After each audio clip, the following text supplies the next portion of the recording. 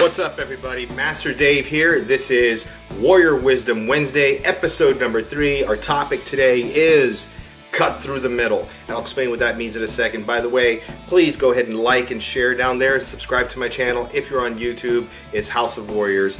All right, let's get to it. So I was teaching class. Actually, I just got done teaching a class here. And we were talking at the end of class about how I used to learn a lot of like different kind of forms. And one of them was called Jungjol, which is a kind of a Tamtoi form, and it deals with this movement, and we call it cutting the middle form. Now, there's something more to it than that. Now, I don't really practice a lot of forms anymore. I've kind of evolved into something different, but the philosophy behind it was you want to cut through the middle. That means you want to get to the truth, and sometimes some martial arts have a beautiful way of kind of like pointing out the obvious to us, that there's a lot of flower out there. There's a lot of like flowery techniques, but then there's a lot of like effective techniques. My family comes from Portugal, and even in Portugal, there's a martial art called Jogo de Pau. And in that, it's a stick fighting martial art. It's meant to, like my mom's style's from the north, the original style, and it's meant to hurt people. It's very direct, it's to the point. It's not very pretty. But the southern system is a little more sporting, so it's a little bit more flashy, and she even points that out, but a lot of that stuff wouldn't work in a real fight. And this even happens in European martial arts. So I take that into kind of like here, and I want you to think about that. It's very pretty, but it wouldn't work in a fight. There's a lot of flower out there and a lot of directness. So I wanted you to keep remembering that as we go through the video. So I was talking to them how I ran into a martial artist. Now, I was in acupuncture school, and at the time I was a 3rd degree black belt in Tang Soo Do. It took me about 9 years to get to 3rd degree, quite a bit of time. Now, this guy was only slightly older than me. I was like 23. He was maybe like 10 years older than me, 33. And he told me how he's a martial artist too, and it's kind of cool we're in the same class, and even though I'm his student, he's my teacher and that, and I'm looking at him, and the way he talks about martial arts, some things started going off, and I started thinking to mind, cut the middle form.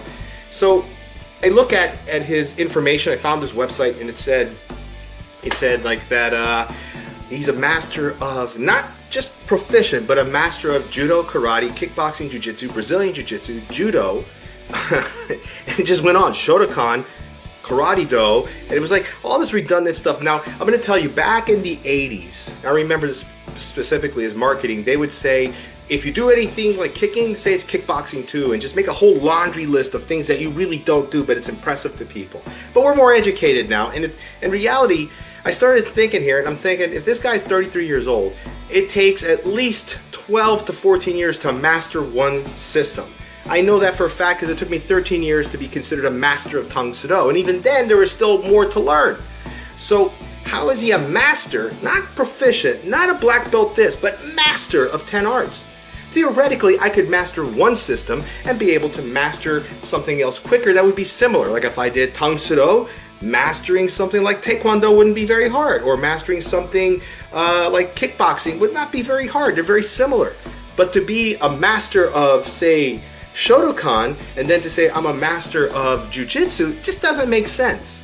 So I asked him, I said, how did you get through all these arts? Because it's kind of hard to be proficient in all those arts when in reality you can only be proficient in 2 things. He kind of like got tripped up, he backstepped, and we just left it at that, and I didn't want to like start into a fight with him. But here's the thing, let's compare some fighters. Anderson Silva, proficient striker. He knows how to grapple, but he doesn't have to worry about it because if you ever try and grab him, he's going to beat you. He's just that good. Royce Gracie, brilliant grappler, not too proficient, but okay at like Muay Thai kickboxing. He can do it if he needs to, but he's the type of guy, if you try to do that, he's going to grab you. So he's good at one thing, okay at another, and then you'll be like sort of okay in one more thing. That's just the reality of it. You're going to be very good at one particular set of skills. You're going to be okay at another particular set of skills. You'll be okay. You won't be outstanding like the other one, but you'll be pretty good. Then the other one is just backup. You're not going to be that proficient at it. You're going to use it when you need it, but it's not something you're going to be excellent at. That's just the reality of the human being. So that's what you got to look at when you hear these people talk. Cut to the middle. Ask questions. Don't be shy. Don't be afraid of criticism. Don't be afraid if you're wrong, and don't be afraid to face up somebody when you know they're lying to you.